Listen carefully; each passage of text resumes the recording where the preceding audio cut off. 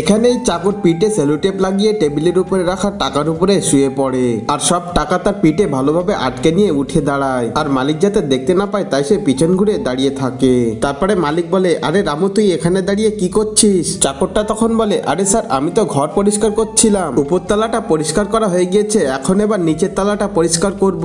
মালিক তখন বলে, তাহলে পরিষ্কার কর, দাঁড়িয়ে আছিস কেন? কাজ না করে ফাঁকি দিচ্ছিস? কটা বাজে এখন? সেই খেয়াল আছে তো? রামু বলে, আচ্ছা স্যার আমি এখনই করছি। তারপরে মালিক বলে, ঘর পরিষ্কার করা হয়ে গেলে আমার খাবারটা রেডি করে রাখ, অফিসের টাইম হয়ে গিয়েছে, আমি এখনই অফিসে বার হব। রামু বলে, আচ্ছা ঠিক আছে। তারপরে মালিক বলে, এই টেবিলে 10 লাখ টাকা রাখা আছে, এগুলো আমার ঘরে রেখে আয়। তারপরে টেবিলে তাকিয়ে দেখে সেখানে টাকা নেই। তখন মালিক বলে, আরে টাকাগুলো তো আমি এখানে রেখেছিলাম, কি হয়ে গেল? তুই কি টাকাগুলো দেখেছিস? চাকর বলে, না আমি টাকাগুলো দেখিনি। ঠিক তখন সেখানে এই দুজন চলে আসে। কিন্তু তার আগে তুমি যদি তোমার মাকে মন থেকে ভালোবাসো তাহলে ভিডিওতে লাইক করে চ্যানেলটি সাবস্ক্রাইব করো আর কমেন্টে আই লাভ ইউ মা লিখে দাও। তারপরে তারা চাকরটিকে তার মালিকের কাছে ধরিয়ে দেয়।